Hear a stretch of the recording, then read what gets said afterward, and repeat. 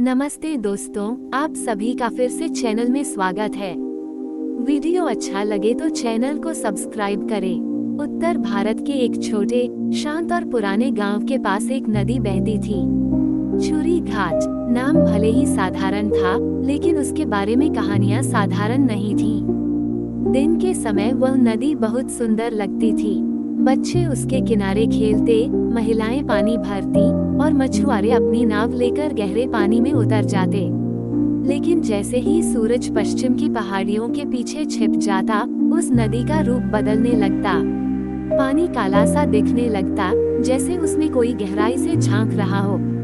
गांव के बुजुर्ग कहते थे, नदी दिन में जीवन देती है और रात में अपने राज संभालती है। कई वर्षों पहले की बात थी। गांव में एक लड़की रहती थी, गौरी। उसकी हंसी नदी की लहरों जैसी थी और उसकी आंखें चांदनी की तरह चमकती थीं। उसे नदी किनारे बैठना बहुत पसंद था। लोग कहते थे कि वह घंटों पानी को निहारती रहती, जैसे किसी से बात कर रही हो। एक पूर्णिमा की रात वह अचानक गायब हो गई। लोगों ने बहुत खोजा, किनारों पर, जंगल में, खेतों में, पर वह नहीं मिली। तीसरे दिन उसकी चुनरी नदी के किनारे एक पत्थर में अटकी मिली। उसके बाद से गांव में अफवाह फैल गई कि गौरी नदी में समा गई। लेकिन कहानी यहीं खत्म नहीं हुई। उसके बाद हर पूर्णिमा की रात नदी के बीच एक सफेद आकृति दिखाई देने लगी। कोई कहता वो पानी के ऊपर खड़ी होती है, कोई कहता वो रोती है। कुछ लोग तो दावा करते कि उन्होंने उसे अपना नाम पुकारते सुना।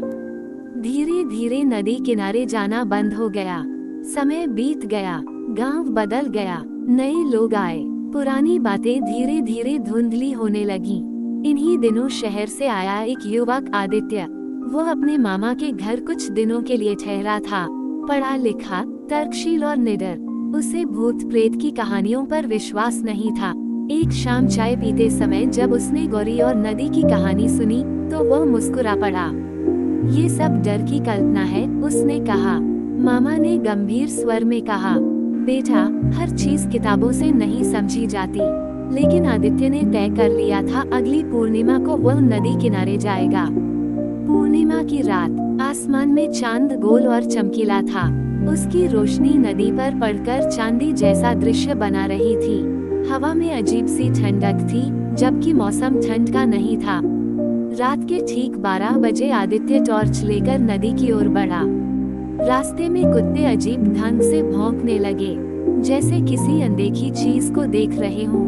नदी के पास पहुंचते ही उसे सन्नाटा असामान्य लगा। न झिंगुरों की आवाज, न हवा की सरसराहट, बस शांति। वो किनारे खड़ा होकर पानी को देखने लगा।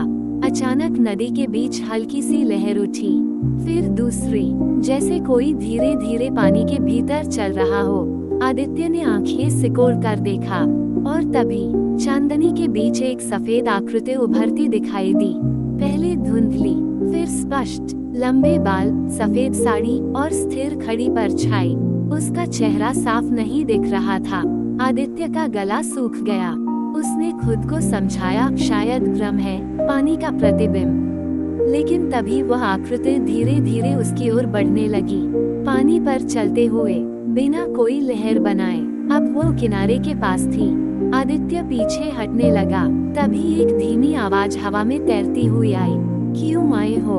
आवाज में न गुस्सा था, न चीख, बस गहरी उदासी। आदित्य ने कांपते हुए कहा, तुम कौन हो? कुछ पल सन्नाटा, फिर उत्तर आया, मैं इंतजार हूँ। उसकी आंखें अब साफ दिख रही थीं, गहरी, खाली और नम। अचानक हवा तेज हो गई, पेड़ों की शाखाएं हिलने लगी, पानी की सतह पर गोल गोल भंवर बनने लगे। आदित्य का दिल तेजी से धड़कने लगा। उसे लगा जैसे किसी ने उसके पीछे से कंधा छुआ हो। वह मुड़ा, कोई नहीं था।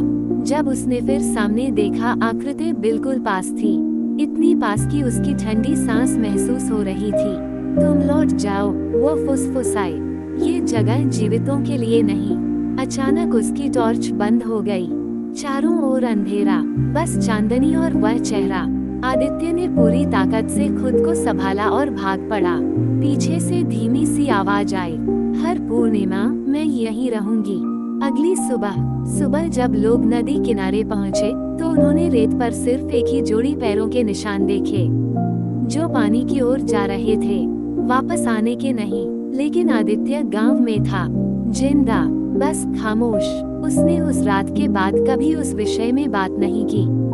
कुछ कहते हैं वह घटना उसके मन का भ्रम थी, कुछ कहते हैं उसने सच देखा था। लेकिन आज भी पूर्णिमा की रात, काली सरिता के बीच एक सफेद आकृति खड़ी दिखाई देती है और हवा में धीमी आवाज गूंजती है, मैं इंतजार हूँ। अगर वीडियो अच्छा लगा हो और नया कहानी सुनना चाहते हैं तो हमारे चैनल को सब्सक्राइब करें। धन्यवाद।